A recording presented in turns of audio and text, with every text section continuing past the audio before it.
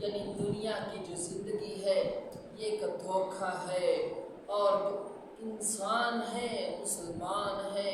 وہ کبھی بھی دنیا کی زندگی کو دھوکہ نہیں کھا سکتا، کیونکہ دنیا کی زندگی کو اللہ رب العزت نے ایک دھوکے سے تعبیر فرمایا ہے۔ یہ ایک دھوکے کا گھر ہے، یہ ایک دھوکے کا سامان ہے۔ اور اے امت مسلمہ،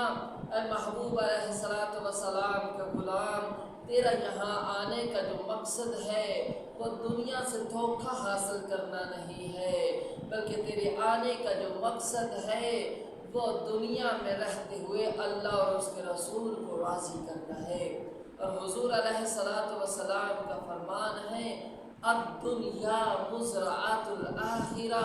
کہ دنیا آخرت کی کھیتی ہے، جیسا ہم دنیا میں بوئیں گے آخرت کے اندر ویسا ہی کاٹیں گے۔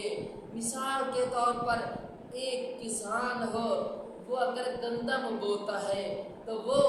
پھر جب گندم بڑی ہوتی ہے پھر وہ گندم ہی کاٹتا ہے۔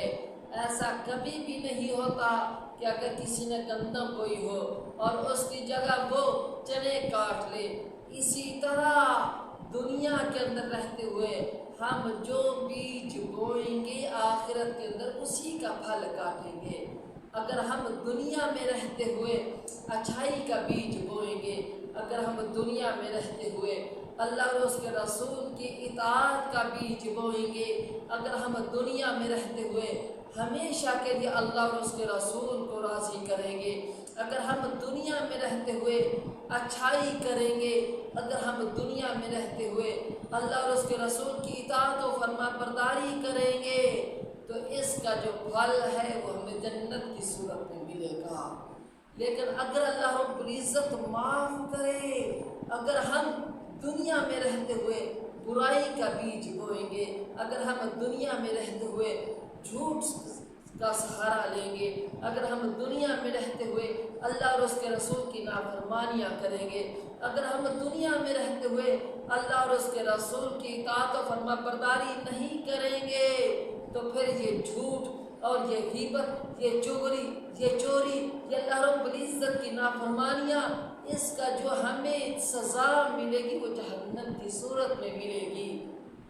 جو جنت ہے وہ اللہ رب العزت کی رحمت کا مظہر ہے، اللہ رب العزت کی ذات اقدس جن سے راضی ہوتی ہے، جن پر اللہ رب العزت کا خاص فضل و کرم ہوتا ہے، وہ جنت میں جاتے ہیں۔ اور جو جہنم ہے وہ اللہ رب العزت کے عذابات کا مظہر ہے، وہ اللہ رب العزت کے قہر و غضب کی جگہ ہے، اور جن پر اللہ رب العزت کا قہر و غضب نازل ہوتا ہے،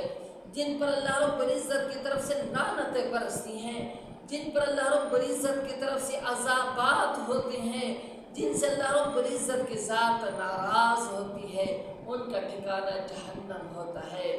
لیکن اے محبوب علیہ الصلوۃ والسلام کے غلام، تو سوچ تو صحیح، ہاں تم اپنے آپ کو مسلمان تو کہتا ہے، لیکن تو کتنا دنیا کے اندر داخل ہو چکا ہے، دنیا تیرے دل میں کتنی رچ بس چکی ہے کہ تجھے دنیا میں رہتے ہوئے آخرت کی فکر نہیں ہے، دنیا میں رہتے ہوئے تجھے والدین کی فکر بھی ہے، دنیا میں رہتے ہوئے اولاد کی فکر بھی ہے، دنیا میں رہتے ہوئے رشتہ داروں کی فکر بھی ہے، دنیا میں رہتے ہوئے عزیز و اقارب کی بھی فکر ہے۔ اے امت مسلمہ کے نوجوان، اگر دنیا میں رہتے ہوئے تجھے فکر نہیں ہے تو اللہ اور اس کے رسول کی فکر نہیں ہے کہ تو نے مرنا بھی ہے، دنیا کو چھوڑنا بھی ہے، آخرت میں سمانا بھی ہے، لیکن تجھے اس چیز کی فکر نہیں ہے۔ ہاں آج ہمارے کھوکھلے دعوے تو ہیں ہم مسلمان ہیں،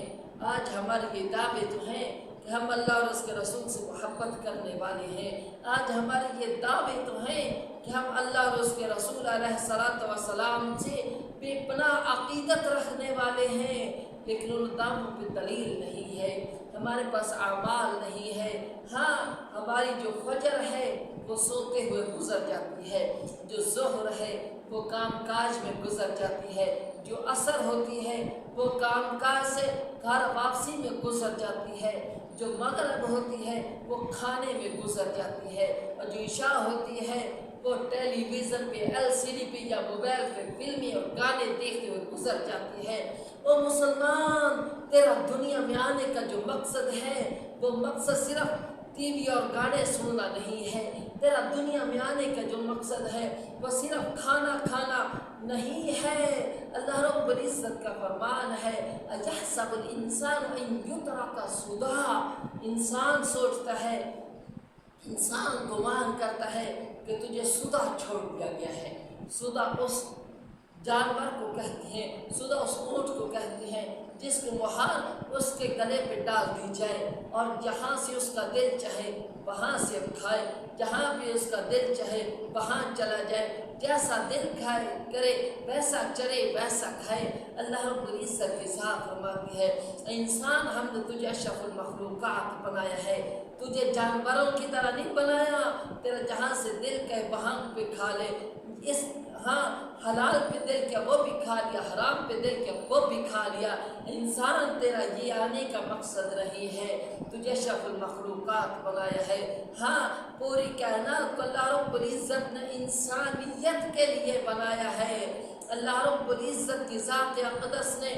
زمین پہ جو چیزیں بھی ہیں، ہاں چاہے حشرات الارض ہوں، چاہے زمین پہ نباتات ہوں، چاہے زمین پہ جمادات ہوں، چاہے زمین پہ جتنی بھی مخلوق ہے، ساری کی ساری اللہ رب العزت نے انسان کے لیے بنائی ہے۔ انسان تجھے اس ذات نے اپنی عبادت کے لیے پیدا کیا ہے۔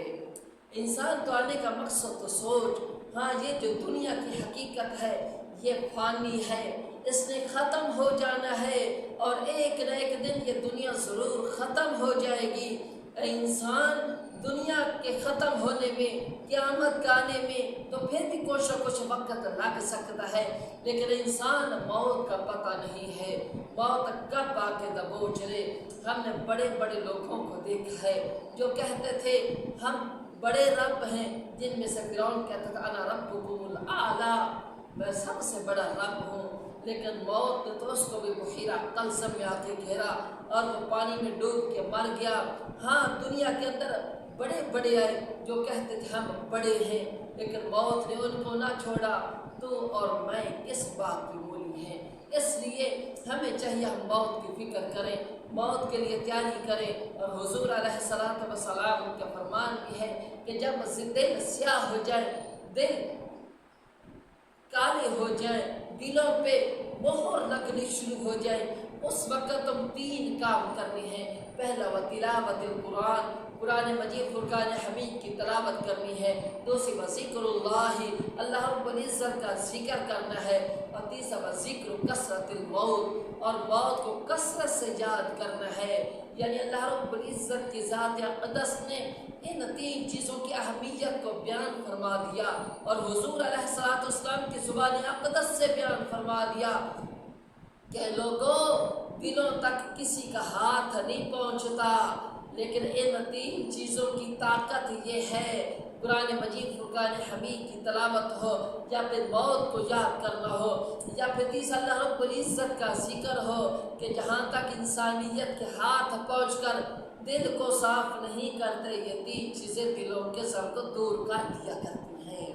اے امت مسلمہ کے نوجوان، تو سوچ تو صحیح، تو کن منزلوں کا راہی ہے، لیکن تو کیا کرنے بیٹھ گیا ہے؟ تیری منزل دنیا تو نہیں تھی، تیری منزل تو اللہ اور اس کے رسول سے محبت کرنا تھی، تیری منزل تو اللہ اور اس کے رسول کو راضی کرنا تھی۔ تیری جو منزل ہے وہ تو سجدوں کا نور تھا، جو تیری منزل ہے وہ تو تہجد کی عبادت تھی، جو تیری منزل ہے وہ تو نماز 5 گھنٹہ کا اہتمام تھا، جو تیری منزل ہے وہ تو قرآن مجید فرقان حمید کو پڑھ کر سمجھ کر اس پر عمل کر کے اس سے ہدایت کا نور حاصل کرنا تھا۔ لیکن اے امت مسلمہ کے نوجوان، تیرے سامنے ہاتھ جوڑ کے عرض کرتا ہوں کہ ہاں اپنی منزل کی طرف آؤ، مگر نہ دنیا میں کب تک تھکے کھاؤ گے؟ دنیا تو ایک دھوکے کا سامان ہے، دنیا تو ایک دھوکہ ہے، اس دھوکے سے کب تک دھوکہ کھا کے اللہ اور اس کے رسول علیہ الصلوۃ والسلام کو ناراض کرتے رہو گے؟